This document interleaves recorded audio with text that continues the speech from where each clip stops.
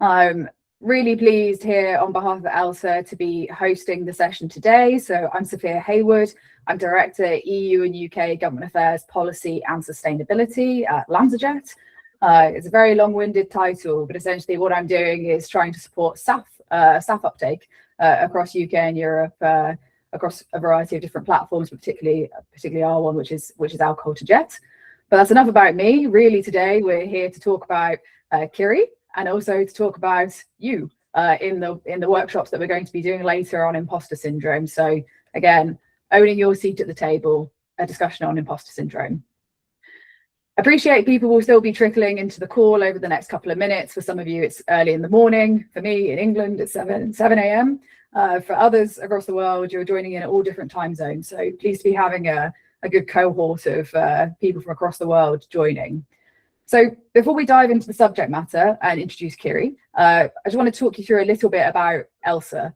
So Emerging Leaders in Sustainable Aviation, coined ELSA, is a coalition and an initiative to work together with young people from across the world, all interested in advancing sustainable aviation. So whether that's something you're directly doing in your role, or it's something that you really want to aspire to get involved into, this is a network that is really focused and built around this core message.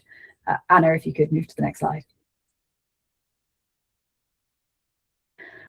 Before we go in any further, just to say that this session will be recorded and posted on our YouTube channel. So please just kind of bear that in mind, and if that's something that you're not comfortable with, obviously option to exit the call. But this is so that we can make sure that everyone can benefit from having these sessions, and we can share it with people who haven't been able to join, potentially due to time zones or other conflictions. So this is something that we've been doing with all of our ELSA events. Our last event that we hosted, we've shared on our YouTube channel. So if you haven't already checked it out and you missed our last event, please would encourage you to go back and take a look. Next slide.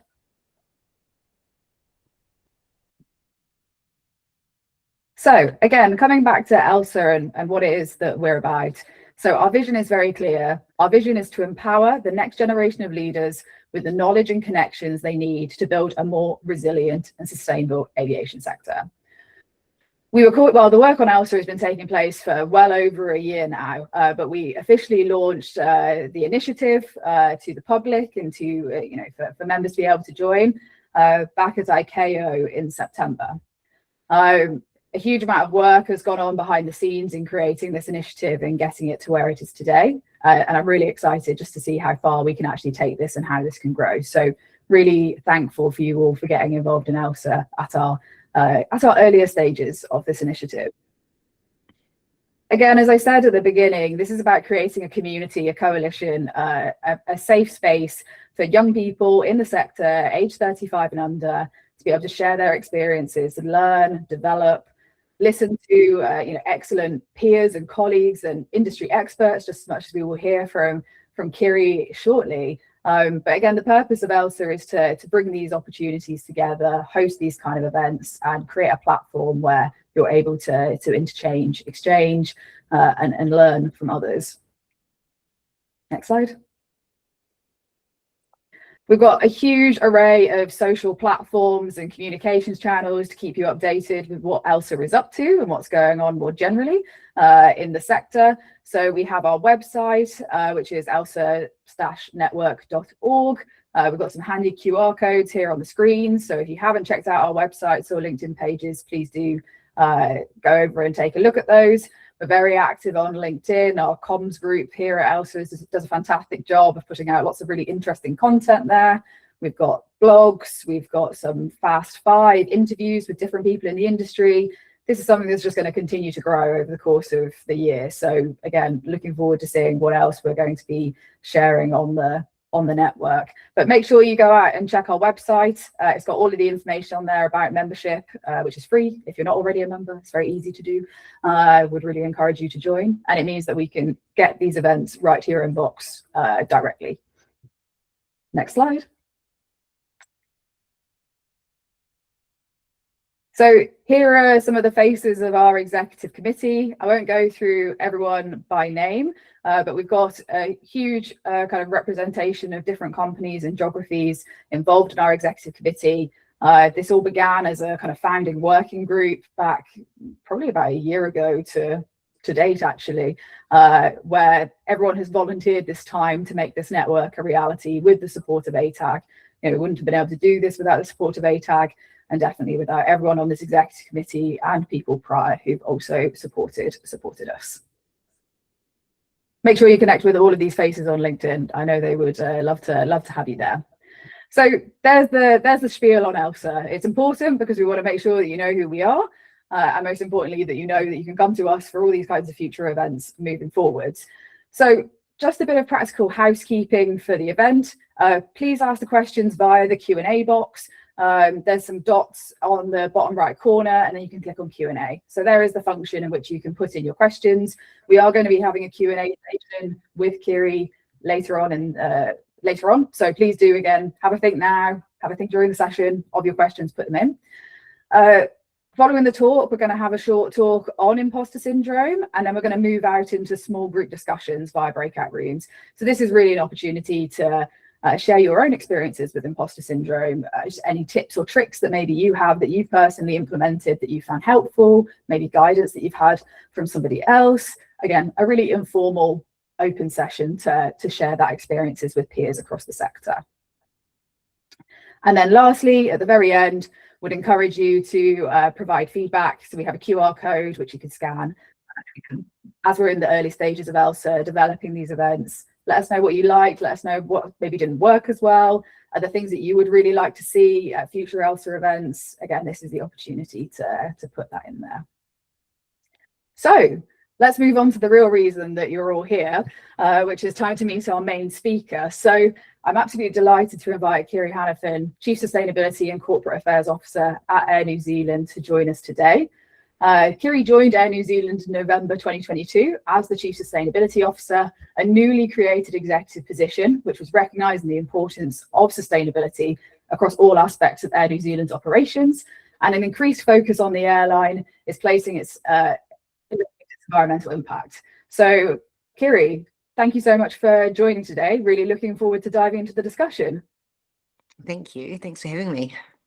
My pleasure. So let's get into this kind of fireside chat style conversation that we're going to have. So to get started, could you maybe walk us through your career journey to date? Yeah, thank you. And thanks again for having me. And congratulations to you all for being creating and being part of this network. I think probably at the moment, it's pretty hard to be in sustainability and in aviation at the same time. So all power to you. The more groups like this we have fighting the good fight, the better off we'll be. So yeah, congratulations to you and thanks for giving me the time. Well, I have had a very non-linear career altogether, but particularly when it comes to aviation. And so I'll just take you through it. And I guess it's only of interest, I think, because it shows you that you can somehow get to jobs like mine without having any real track history in working in aviation. But I finished my degrees in law and in politics in New Zealand here, and I went to travel. I first travelled and worked in Hong Kong, and then went to Ireland and came back to New Zealand and did about 4 or 5 years in New Zealand, working in an area we call in New Zealand has an indigenous population called Māori, and the New Zealand Crown, when Britain was actually in charge of New Zealand, signed an agreement with our Indigenous people, and I worked in 4 years doing part of the sort of settlement process where the New Zealand government has settled for the past grievances caused during colonisation, which is common across the world. And I guess proudly for New Zealand, we have been going through for the last sort of 25 years reconciliation and conciliation with our Indigenous people. So that was my first kind of serious job out of university, which I enjoyed. Right through university, and I say this because it goes to a job I had later. I'd always worked doing domestic violence work and sort of sexual violence. So I'd always worked supporting women and children who are victims of sexual and family abuse. So I kept doing that right through university and through my first job. After that time in government in Wellington, I went and worked in Guatemala I worked, because I always sort of fancied that I'd become a human rights lawyer. That's where I kind of thought I'd be. So I was doing Indigenous rights here in New Zealand, and I thought, well, I'll go and see what I can do and see if I could save the world. Got as far as Guatemala and worked with the Mayan Indian population over there, looking for alternatives work apart from coffee. So the Mayan community in all of Central America actually are very heavily reliant on the coffee business. But certainly back then it was very hard work and not well paid, and very environmentally damaging actually to the landscape in Guatemala. So I spent a lot of time there and learned Spanish, and then went, like most New Zealanders do, and I guess that's where Amy, I guess, who's your founder, you sort of take yourself to Europe. And I was in Europe for about 7 years, working in London, doing all sorts of different things. So insider trading law for the British government, and I did some equality stuff and EU sort of policy and human rights stuff. But I had a great time, did lots and lots of traveling like New Zealanders do, and then came back to New Zealand to have I think one day I just became very homesick, and I just had to come home to the beach, and got home and then started my sort of a bit more of a professional life. I worked for the New Zealand Prime Minister of the time, who was a female Prime Minister. I worked for her while she was New Zealand's leader. Her name was Helen Clark. And then I had children, so I stopped and I went back to domestic violence, and I did the next 10 years of working for women and children victims of the most terrible violence. And I don't, even though that I don't do that now, you can never walk away from that work. It's, like most countries, New Zealand did and still experiences, unbelievably high rates of crime against women and children. And so as I raised my own children, I worked doing that work, and I loved it. It was very purposeful, and I felt like I could help make a difference. And I did all, trained the New Zealand police. I did all sorts of things for about a decade, and I did lots of consultancy in and out of government, doing bits and bobs. But I was pretty focused on that. So I think they say in the 30s you're meant to start earning money, but I think all through my 30s I was on the minimum wage here in New Zealand. But doing very, very good work, and I've got a real soft spot for I guess working with vulnerable communities. Anyway, this is a long story about how I got to aviation, but it hasn't really stopped there. So and it's great that it's not linear. I think that it's not linear at all. No, and I'd never had a but I guess by the time I was in my late 30s, I still hadn't had a commercial job really. I'd always doing government or community stuff, bit of law, but mostly just, doing stuff that I thought would make a difference. And then somehow I ended up in supermarkets of all things. And I worked, I was very lucky, got straight into the leadership team or the executive team of New Zealand's largest, or there's 2 supermarket chains in New Zealand. So if you're in England, it's like a Tesco's and a Sainsbury's, and I got into one of those. And we had, I think it's probably still has one of New Zealand's largest employment. So the largest team in New Zealand working for them. And I did 7 years there, and I absolutely loved groceries. I loved being, on the floor with the team at the checkouts and working night shifts, and really, because I guess I was still helping, which is my kind of preference in life, to help people. And so even though I had a proper serious job, I still was and my greatest, joy was being out in the supermarket, working like normal people, just like a proper job. And so during COVID, as you will all know, when in our country the only thing open was supermarkets, that I felt I was in charge of many things there, including safety. So that was challenging, but got through, and I really loved it. And I still miss it a lot. But the Air New Zealand's chief executive just at COVID was a grocer, and he had come from Walmart. So he had been the chief executive of Walmart America, so the largest supermarket chain in America. And he was a grocer, and I was a grocer. And even though he was at Air New Zealand, we'd talk food. And he said, "Oh, I think you should come and work for us." And in New Zealand, Amy could attest to this, I guess. Look, New Zealand's a very exciting place to work. We're an incredibly tiny island nation at the very end of the world, at the very end of the South Pacific, and aviation is in our country critical infrastructure.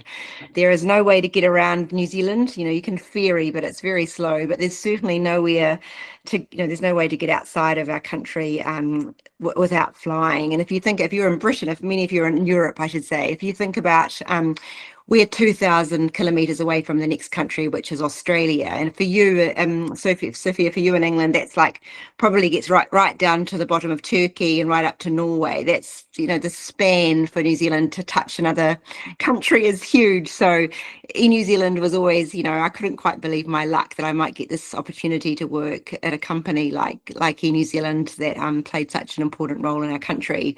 And so somehow I found myself in aviation, but I hadn't thought about it. I would have probably happily spent my entire life, doing legal work for women who experience violence. But, anyway, I found myself in aviation, and it's an enormous privilege, but oh my God, the hardest thing I've ever done. And I've done some pretty hard stuff. So that's how I got here. But completely not no sort of engineering degree, no, here was my path. It was just random and just good luck and meeting the right people at the right time. Thank you so much for sharing that. I think the non-linear aspect of that, I'm sure, will be comforting to many people in their career. Just for myself, for example, I've only been in aviation for the last year. I've been in other sectors before that. I know that other people who'll be on this call will be, ebbs and flows in terms of some of those sectors that you end up in. So it's great to hear a story like yours. Maybe before we kind of go a little bit more into the role with Air New Zealand, were there a couple of things maybe that really attracted you to getting involved with Air New Zealand? Were there a couple of what was that initial pull away from the grocery side of things, which you love so much? I think many of you will be in companies that are the same actually, but in New Zealand, Air New Zealand is a company that you could really make a difference. And so in terms of whether it was around ESG or sustainability or impacting the economic prosperity of New Zealand, Air New Zealand was a company, or is a company that can do that. So the sort of country and Air New Zealand are so closely aligned because of how critical aviation is to our economy. And so I thought, the ability to make a difference is a great calling for me. I'm Irish Catholic, and so the Irish Catholic part of my family, it's all service. We've been brought up with service, and whether it's to your community or to your family or to your country or to the world even, there's a great sense of making a difference. So I'm not sure if there's any New Zealanders on the phone, but on the line, but if there is, maybe they'll get a sense of, that idea that if Air New Zealand's holding firm on a matter like sustainability, for example, then perhaps it encourages other companies in New Zealand to do the same. So I'm not sure whether that was a naive ambition, but it was certainly a sense of, maybe I could do a little bit more, make a bit more of a difference through a vehicle like Air New Zealand that has such a decent heart.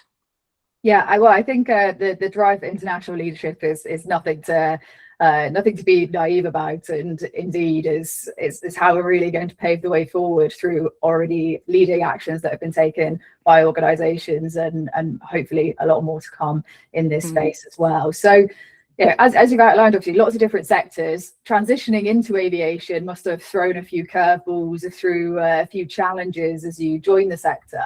Could you maybe highlight some of the biggest challenges that you faced in joining aviation and how you tackled them? I might, Amy might have heard this story, but on the first day I biked to work, and on the first day I biked home, and I could feel all this moisture on my face. And I was like, what it wasn't raining, and I was wondering what it was, and I was crying. And so I was biking home, and there's these tears streaming down my face. And I think it was overwhelmed, oh my God, this is tough. And that was just day one. And I think I probably cried for the first 6 weeks. And it was a kind of a combination of it's so extraordinarily complicated, and I went straight into the executive team. So and we talk, this, we talk in all of these acronyms I'd never heard of, and it's tricky, and we were coming out of COVID, and we had grounded aircraft, and and so many smart people in aviation. Like, I mean, I'd never met, every single person I met was like so smart, way smarter than me, and still is smarter than me. And I thought, oh, so don't know, how am I going to fit in here? These people are brilliant and geniuses, and I don't know anything. So imposter, I guess. And then this extraordinary sense of what happens if I let people down and I don't do enough, and I let New Zealand down, or I let Air New Zealand down, or I let my boss down, and or let my family down. And so that's extraordinary, when you just do something new where you feel like you just got no idea what's happening. So it was a really hard transition, probably self-inflicted, a lot of it, such high expectations of myself. But also it was tough, it was 2022. We were only just still kind of restarting the airline. Every day seemed to be quite a challenge and side swipes, and I just started with sustainability, so a tiny team, and in the airline sustainability teams, we're small and we're kind of fighting God's fight, and it's tough, because you've always, it's a really tough little area to be in an airline. And so just learning about that and learning about what SAF meant, I'd never heard of any of it, or Corsair, it's just so much stuff. And then it got easier. I mean, getting corporate affairs helped because I had a bit more influence. And then last week I got brand given to me, which is a big part of Air New Zealand, is our brand. So kind of a growing team. But yeah, the extraordinarily difficult transition. But mostly because of, when you look back, it's quite good reasons. One is like not wanting to let people down. So that's a human instinct. And then two, just being so blown away by the brilliance of aviation and how complicated and magic it is, and feeling over, like just blown away by that. And then working with such incredible Air New Zealanders and feeling like I was, not really worthy of being in their company. So those typical things that many women and men feel in new jobs, I guess. Thank you for sharing that, Kiri. And absolutely, I mean, we'll go on to talk about how you should use the evidence to rationale when you're faced with imposter syndrome, and your entire illustrious career that you've just outlined to us in the last few minutes already makes me confident that you were absolutely 100% the right person for the job when you took that role. But it's difficult to convince yourself that in the moment. We look forward to talking about that a little bit more in a second on imposter syndrome. But maybe just one kind of a more strategic question before we move into that part of the discussion.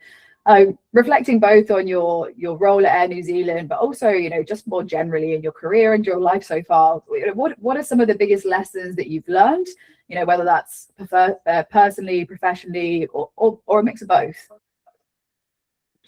Yeah, there's lots. I think look, you're all young, and you all have things come up in your life where you think, oh, should I do that or should I go to work? And I'm thinking things like funerals, and you're probably too young for that, but life events like going to your child's assembly or whatever the case may be, do those things, no regrets, like live always first before work. And one of the greatest reasons why I feel this is, when I was working at the supermarket, one of my great friends died on a call like this. He was with his team. They were online with him, and he died right in front of them. And as they wheeled him out of the supermarket, the store kept trading. And I'll never forget that, like the sort of, he gave his entire life. He worked there since he was a child, 15, since he was very young, and then he died at 40, and nothing stopped. And I think that's something for all of us. You can love the people in a company, but the company can't. It's that you always must put yourself and your family first. Like, say yes to things, say yes to life matters. So I think that's a great lesson in life because it goes very quickly. Yeah, the other thing I would say is, don't be afraid to be wrong. In fact, being wrong is a good thing because it means you're still learning. And so I'm very conscious about, when I'm wrong, and I'm wrong often, saying I'm wrong, because it shows people that you're willing to change your mind, that you're not, kind of so dogmatic you can't see other points of view, and that you're still learning. And I think too often in life you deal with people across different organizations who are so entrenched that they can't change their mind even if they might know they're wrong. And I think the world would be a better place if more of us said, you've got a good point, let's try that. And So I think as I've got a bit older and much more confident in being wrong and not knowing everything and asking for advice, I feel much more comfortable saying, I think I've got that wrong. Other good reflections are hire people that are better than you. And so most of the people, all of the people who work for me are way better than I am at their jobs. And that is a great thing because they get on with it, but they teach me every day. But you really, rather than, I think probably 10 years ago, I would have thought that would make me look not as good. Now I realize it's actually amazing to have people who are just so much better than me. And in aviation, that you wear out short of talent. So I think, hire well and hire better if you can than what you can do, because it's just all upside. But I think, principally, I wanted to talk about like living your life. And so if you've got children, put your family first. And I think if you're managing people, let them put their families first, because usually if people can live good lives and look after their, families or mums and dads or whatever it will be, they give work everything. And I just think, no regrets. I think, I'm at the age now where I'm beginning to have friends get cancer and stuff like that. And I don't think anyone would ever wish they'd work longer hours. And so I think, especially in our world, sustainability, where it's so personal, where it's not just a job, right? Like I worry at night about the world. And so it's like, I work 24/7 anyway. So, and you'll be the same, because the stuff is not the easy stuff of aviation. So make sure that you do what you can to balance the huge responsibility that you all have, with also making sure that you live rich and fulfilling lives personally, because you're all the same person. But I think that's really important. No, 100%. This all interconnects. You can't have one success in one part without the other for that reason. So absolutely. And I think it is something, if I kind of reflect on myself in my first early jobs, I felt an absolute need to be able to drive myself to the bone, basically, on trying to prove yourself and work super hard, but you can still do a very good job and do it in a personally sustainable way, as well as all the sustainability that we call for as well. So it's a really important message. And I think also that the message you were saying there about don't afraid about being wrong, it's a good thing to keep learning. And as you say, if you stop learning further down the line, then something's probably amiss, because there's always something to continue learning about in this space. I see Amy's put a reminder in the chat. So just to say, this is your opportunity now. If you have got a burning question for Kiri, please do put it in the Q&A. While we prepare those questions, just a question for myself. So you mentioned earlier around some of the imposter syndrome that you faced personally when joining Air New Zealand. What has been the biggest confidence boost, or tools that you've kind of implemented to tackle that when you've been feeling that way? Or are there tools in hindsight that you wish maybe you put in practice that you didn't consider at the time? That's a good question. I'm quite a basic person. I sort of think, I always sort of I kind of have a very strong kind of values or moral compass, and I often ask myself, is this the right thing to do? Will I wake up in the morning and feel like that was a good decision? Can I live with myself? Or if it was in the front page of the paper, what would I feel? And I think they're very good guidelines. Like, is this true to my values? And if it's true to my values, even if I feel unconfident, I sort of feel like at least, I can be without reproach. Like I can sleep straight, as the saying goes. So I think having a sort of strong sense of what's right and wrong helps me a lot. Do things, try to play with a straight bat, and that really helps me manage my when I have a lack of confidence. The other thing I do is I do ask a lot of people for advice. So I'm really not shy of asking people for their thoughts and ideas and help, so that I can not make them, that I can get a really good sense of what to do. So I think, and I think the trick is not being unconfident about that, to really sort of, that's very normal. And even CEOs of, big companies are always asking their team for their thoughts. So yeah, I think you save a lot of pain the quicker you learn that it's actually excellent, and so much easier to manage work when you get people to help you and give you ideas and test ideas with people get mentors or trusted people that you can run things through.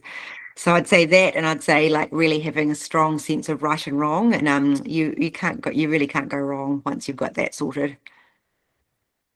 I think that's some fantastic tips there, and definitely talking to people, not being afraid of having that dialogue is something important to get over that hurdle. If you find that challenging, it can be extremely helpful and rewarding, even if maybe feels a bit awkward or embarrassing at first. You soon learn that everyone else is often feeling the same way, so you're definitely not alone. So away from questions from me and onto questions from the audience. So we've already had some great questions come through. So I've got one here from Jack. He says, love the raw and transparent conversation, Sophia and Kiri. Kiri, could you share what tips and tricks you use to keep yourself and your team motivated and best equipped when having to advocate for sustainability in such a turbulent global environment? Would you maybe be able to share some of those tips and tricks in promoting sustainability despite this kind of challenging headwinds? Yeah, Jack, it's a good question, and it is hard, and I do have to think a lot about that, like to keep people going, because it is pretty grueling. And I think, what have we got on our side? We've got physics on our side, and whether or not climate change is an inconvenience, or it's expensive, and all of the things that we hear, or that it's overplayed, or whatever the case may be, we've got physics and science on our side. And so this thing is happening, and it's happening quicker than we anticipated. And our job is to hold our nerve, and to block out the noise and just follow the data and the science. And that's what I tell my team. Like, let's not worry about the politics of this. This is not a political piece of work. We're not doing this. Is a piece of science, basically, that we're managing. And we're managing a risk. It's just a big risk for aviation. And our job is just to focus on the facts and the data and the science, and to keep going regardless of the political persuasion of the day or the politics of the world. All of that is noise in comparison to what the noise will be when we really see climate change and the impacts take off. And so, we don't play to political cycles. We've got to play, to the long term, to 2030 and 2040 and 2050 and beyond. And then take the small wins, because they come, and they are they're fought. We fight hard for them, and to keep sort of one foot in front of the other, and as much as I can, I try to sort of keep out of the sort of political fray of it all. Because I just think we've got a very serious job to do, and it's protective, and it's reputationally and commercially and operationally protective to do our work. We've just had a very disruptive summer here in New Zealand with weather-related events, and it would have cost tens of millions of dollars in terms of disrupts, and all of these things. And so this is happening now, and it's real, and but it is hard, and aviation's not immune to the kind of global woke commentary that we're seeing. But I just think you just have to make sensible decisions. Are we doing what's right? My moral compass, yes, we are. Well, let's just kick on and do it, because we're here for the long term, and we're playing the long game, and physics tells us that we must do this. So just stick to the facts. But it's not. It's really hard. It's very, very hard. Thank you, Kiri. We've got another good question here from Sneha, which says, hi, Kiri. Really appreciate what you said on the human instinct of not wanting to let people down. How do you best go about setting expectations for yourself and your team when there are so many big ideas and many different approaches that you can take to progress them? Oh, well, that's hard too. Like being sort of relentlessly prioritizing. No idea is a bad idea, but we do sit down and talk a lot about, where we could make the most impact. So, really sort of focused on how much work will we need to make the most impact, and go from there. We're a very small team at Air New Zealand, so with a big responsibility. So we look to where we can make, so if in terms of sustainability, at least, we look to where we can make the most decarbonisation impact. And we sort of focus our energies on there with a little bit of, fun and humour and humanitarianism, sprinkled in for joy. But it is hard, and I think sustainability professionals find it incredibly hard because we want to do everything and we don't want to say no. And it's very hard to pick and choose when you're playing with nature, right? So yeah, I think it is trying to see where the most bang for your buck could be, and starting there and just going through your list. But it is, I think our world finds it very hard because saying no has a consequence often with sustainability or ESG type matters. So yeah, just doing our best and trying to prioritise, but yeah, it's never easy. Thank you. And maybe one final question, and then we'll draw things to a close. So we've actually got someone from the Air New Zealand learning team. So Ale, she says, it is so inspiring to learn more about your life journey. How do you balance motherhood and family life, personal time, and working as an executive? I'd love to hear what a typical day in your life looks like. So maybe you could walk us through a typical day. Yeah, I have found this very hard. In my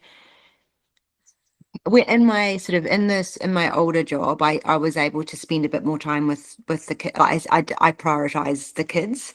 And then coming into aviation, my eldest daughter got very sick, and very, very sick. And so my husband stopped work, because we couldn't both, he had to look after her full time. And so I guess since that was before 2022, so unfortunately, this is not a great thing to tell you, but we spent out my day at Air New Zealand and then my night looking after my daughter, and that's how it's been for 4 years really. So life has been very small. So it's been Air New Zealand and home. So I'm not probably the ideal role model for having this amazing balanced life where I'm going to the gym and going on holidays with my girlfriends. It's been very, very simple. Of looking after my child, but I had to Gareth, my husband had to not, he couldn't have worked and done that, so it's been a big sacrifice for him, and as much as I could, I've had beautiful chief executives who have let me manage that.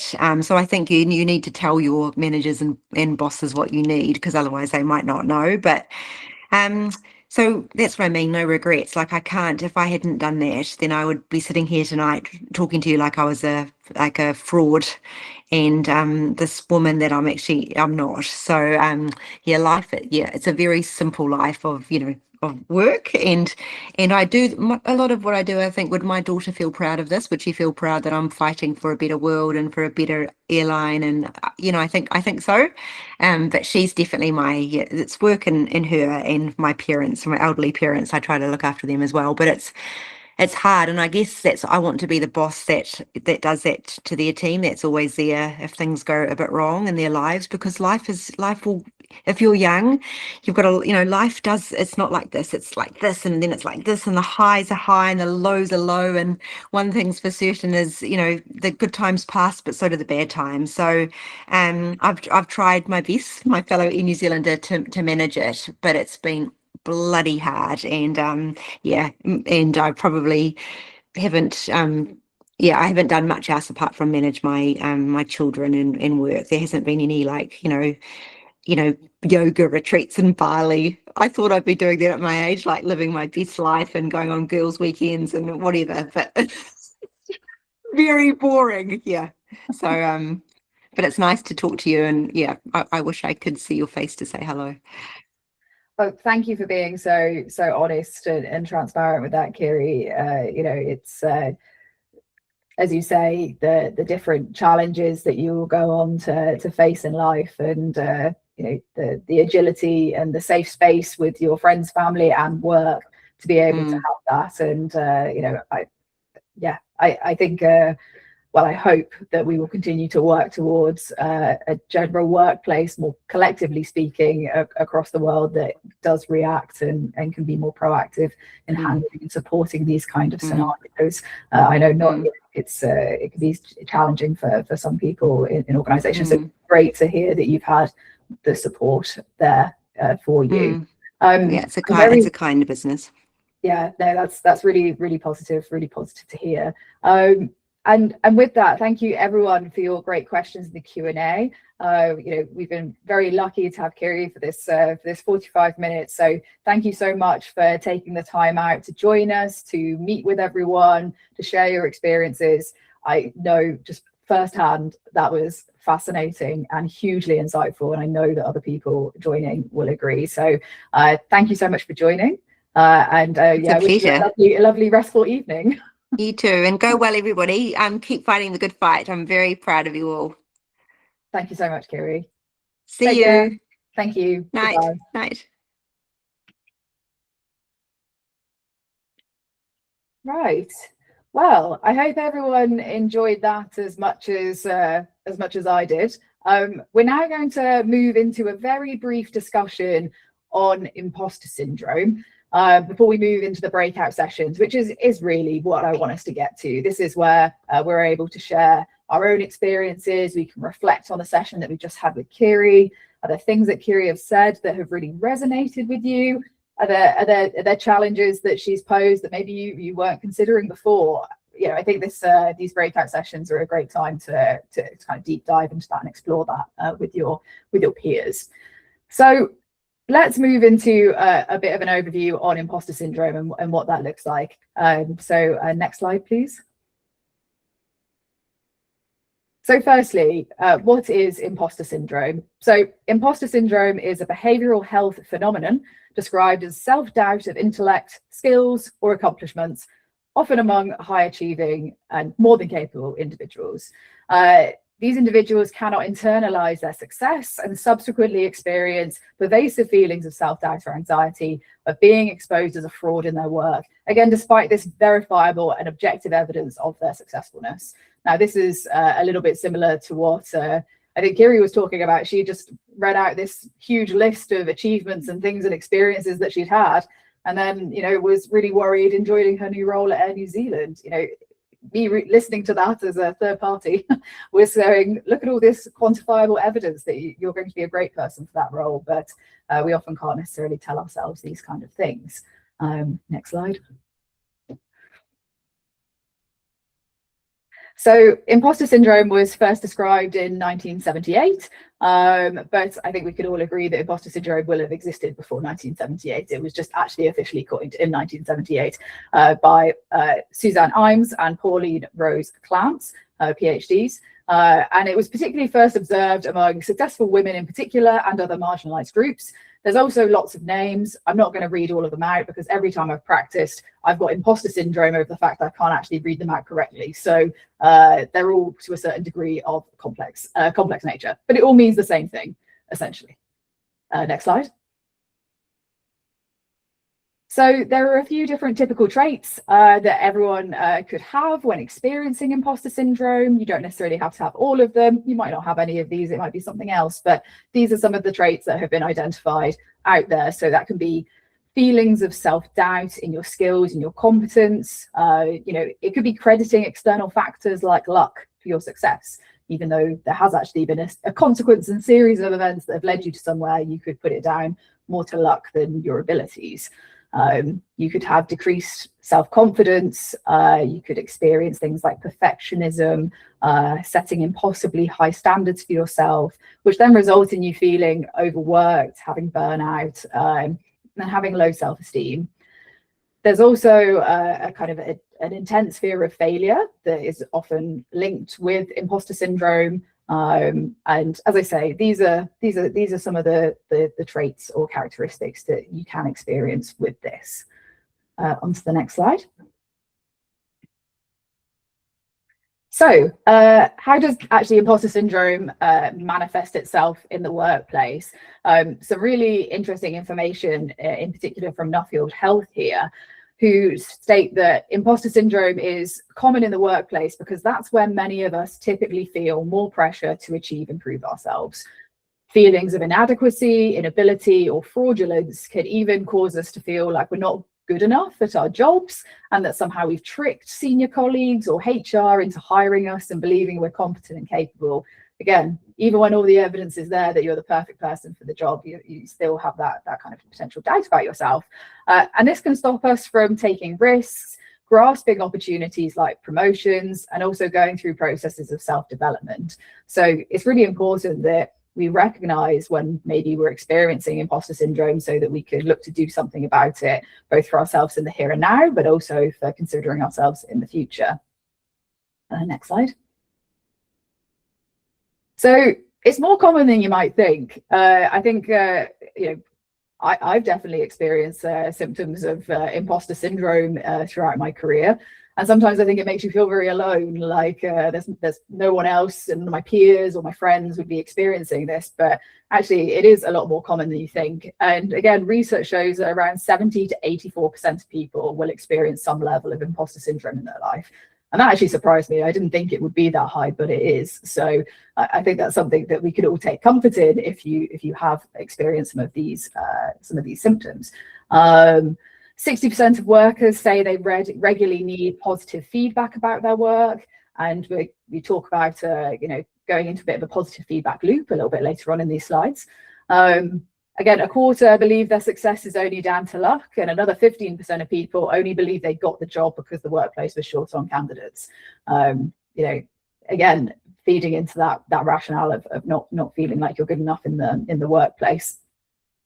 1 in 5 people believe that one day their colleagues will realize they're underqualified, and 15% of young adults don't think they deserve the praise they receive, compared to 8% of older adults. So it perhaps is showing a trend to be more likely among young people, but definitely not limited to, and also at all different stages in your career. As we saw with Kiri going into executive leadership, it doesn't matter what level or in terms of hierarchy, so to speak, that you can experience imposter syndrome. Anyone can experience it. Next slide.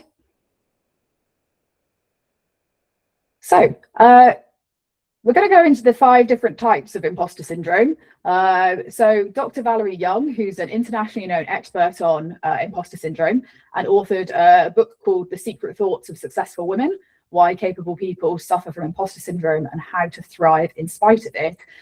In this work, she identifies 5 key types of imposters in her research. So firstly, there is the perfectionist. We're going to dive into these in a little bit more detail in a second. The perfectionist, this is someone who has anxiety over how things are done. There's the expert, someone who fears having a lack of knowledge. The soloist, someone who feels pressure to handle things alone. The natural genius, someone who stresses over not succeeding on the first try. And the superhuman, so this is someone who feels guilty if they don't please everyone. If we move on to the next slide, I'll just go into a little bit more detail on each of these categories. And maybe it's helpful if you feel like you've experienced some imposter syndrome. Maybe you could see, is there one of these archetypes maybe you resonate with the most? And maybe if you feel comfortable sharing that in the breakout sessions, we could discuss that. So just to say a little bit more, so the perfectionist. A perfectionist is a person whose primary focus is on how something is done instead of the overall outcome. So even if you achieve your goal, you get positive praise, you believe you could have done better, and maybe you're going back and forth over the how, things that could have been more efficient, or from your perspective could have been made the outcome even stronger, even though you've already achieved what you needed to do. Then there's the expert. This is when someone is more concerned about what and how much they know or can do. In this scenario, if you have this kind of expert mindset, where you have a minor lack of knowledge, this extreme expectation of yourself can bring feelings of failure and shame. There's also, again, the natural genius. So this type of person measures their competence by speed and ease. So when you feel like this, you would kind of equate not understanding a subject or perhaps performing a skill successfully on the first try with failure, and finding that very difficult. Again, even though as Kiri said, we shouldn't be afraid of failure. If it does happen, it only means that we're learning and strengthening our skill set. Then there's the soloist. So this is, again, someone who focuses more on who carries out the task. So this type of imposter believes that they have to be the one to do everything on their own. So if you fall into this archetype, you may believe that asking for help or needing assistance is a sign of weakness, and feel, again, more pressure to do things independently and not perhaps seek the help and support of your colleagues. And then again, lastly, the superhuman. So this is someone who measures their success by how many roles they can both juggle and master, and feeling pressure to keep all of these different plates spinning. So with this mindset, you maybe feel guilty and ashamed when falling short, even when you're actually delivering on everything that you need to do. Perhaps we can move to the next slide.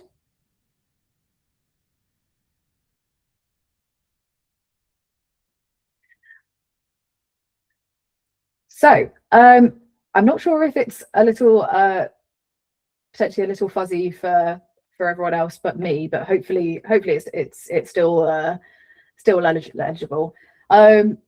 So another thing that links in with the different types of imposter syndrome is the imposter cycle. So this is essentially where you get yourself caught into a loop of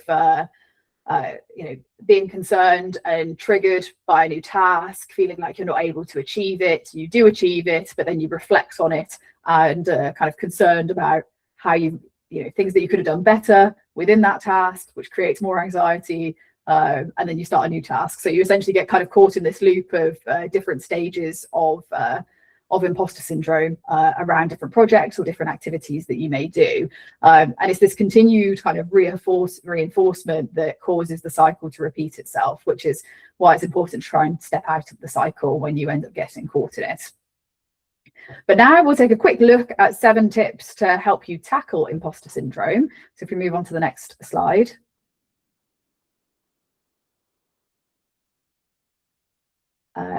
Thank you.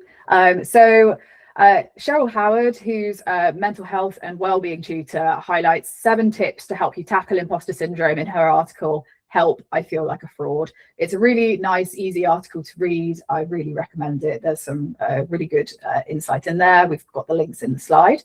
So firstly, step 1 is identify the feelings.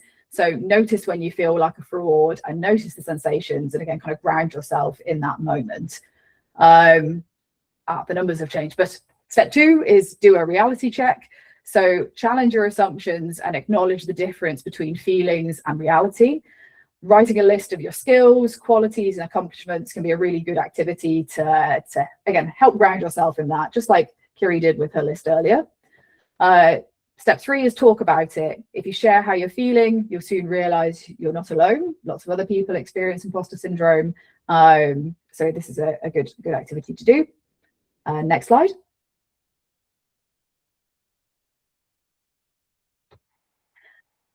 Step 4, recognize your successes. So don't write them off as good luck or hard work. Your skills and abilities enabled you to achieve what you did. Step 5, stop comparing yourself to others. Easier said than done, I completely know. But instead, compare yourself to past versions of yourself and recognize your progression. This is something that sometimes I feel like I need to do. And you will all be super proud of how far you will have all individually come from different stages in your career to where you are today. So make sure you do that. Step 6 is learn to accept compliments and praise. So resist that urge to be self-depreciating and to kind of go back and challenge on positive feedback or praise that you receive. Try to accept that. And then lastly, think about your own self-care. I think, as Kiri said, and a really good point to end on, live your life and make sure that you're having a good work-life balance and you're taking in time to do the things that you want to do and that bring you joy. So, also try and step away from, the everything's urgent mentality that you often have with work, and everything is important to actually, grounding that in a little bit of reality. So that was a very brief overview on imposter syndrome, some of the different archetypes that exist around imposter syndrome, and then hopefully some helpful tips and tricks that you could consider for implementing when you feel these feelings. So now we're going to move into the most interesting part following Kiri's session, which is going out into the breakout discussions. We're going to just take a minute or two for sorting out people being broken up into the different rooms. So you'll just have to be patient with us for a second. You'll be assigned randomly into the rooms. There's going to be 25 minutes where we can meet one another, discuss both the task and the experiences of imposter syndrome, and then we'll be brought back into this final room to wrap up. Please do make sure that you put your LinkedIn pages in the chat as well. Make sure that you connect. Again, that's what we're seeking to do with this time. So we'll just take a pause for a second, and then you'll be broken out into a room.